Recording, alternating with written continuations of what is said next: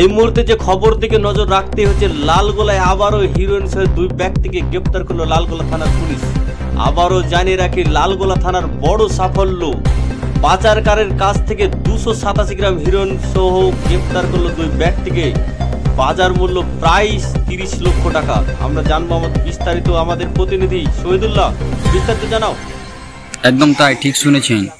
লালগোলা থানার পুলিশের বড়সড় সাফল্য। শনিবার সন্ধ্যায় ডানসারা ইটভাটা সংলগ্ন এলাকা থেকে 2 জন হিরোইন কারবারিকে গ্রেপ্তার করেছে লালগোলা থানার পুলিশ।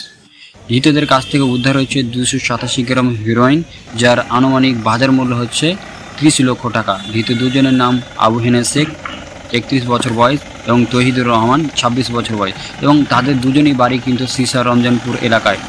গোপন সূত্রের পাওয়া তথ্যের ভিত্তিতে লালগোলা থানার বিশাল পুলিশ বাহিনী একটি অভিযান চালায়। এই অভিযানে তাদের কাছ থেকে হিরোইন উদ্ধার হয় এবং একটি মোটর বাইক, যার পাচারের উদ্দেশ্য মজুত করা ছিল বলে অনুমান করেছে।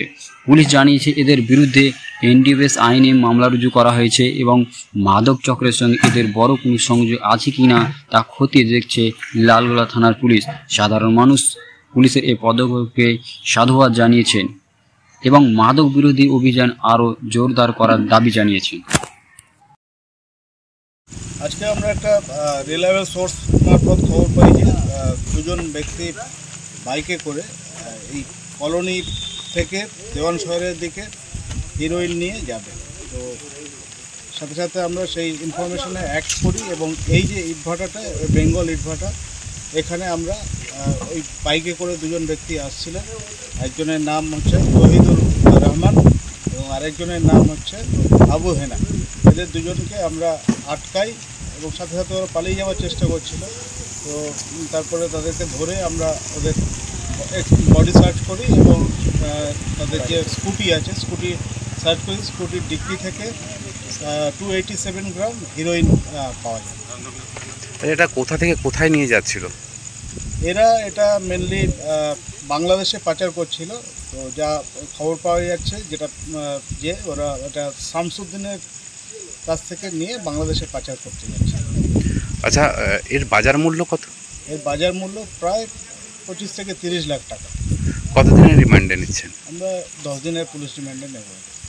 এই যে আমরা দেখছি ঘন ঘন মানে ধরা পড়ছে এই বিষয়ে, কিন্তু দিনের দিন বাড়ছে, তো এই বিষয়ে আপনি কি জনসাধারণকে বার্তা দেবেন? দিনের দিন বাড়ছে না, এটা লালগোলাতে বহুদিন ধরে চলে আসছে। পুলিশের অ্যাক্টিভিটি, এনফোর্সমেন্ট বাড়ছে, সেই জন্য বেশি ধরা পড়ছে, সেই জন্য মনে হচ্ছে যে বাড়ছে, কিন্তু ব্যাপারটা তাই না। আমাদের এনফোর্সমেন্ট ড্রাইভ আরও ইন্টেন্সিফাইড হয়েছে এবং আগামী দিনে আমরা এরকম এনফোর্সমেন্ট চালাতে থাকবো। সাথে সাথে ফিনান্সিয়াল ইনভেস্টিগেশন যেটা আছে, প্রপার্টি ক্রপ করা, সেগুলো আমরা চালাবো, যাতে আমরা চেষ্টা করবো লালগোলাকে এই হিরোইনের কুপ্রভাব থেকে মুক্ত করতে। এটাই সচেষ্ট।